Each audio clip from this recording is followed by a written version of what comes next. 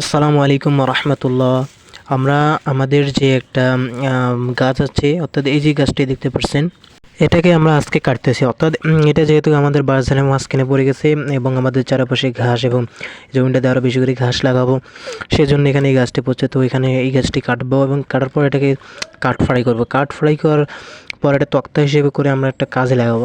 আর এরপর আর আমাদের যে ঘাসের জমিটার উপরে একটা কলা আছে, অর্থাৎ কলার ঝুঁকিটা যে হয়েছে মাশাআল্লাহ অনেক বড় হয়েছে কিন্তু।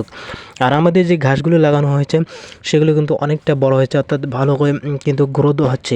আমি ভাবতে পারিনি, এর আগেই গাছগুলো লাগাইছিলাম ঘাসের, সেগুলো অত একটা ভালো গ্রোথ হয়নি, অন্য জায়গায় লাগিয়েছিলাম, সেটা আপনারা আগের ভিডিও দেখছেন।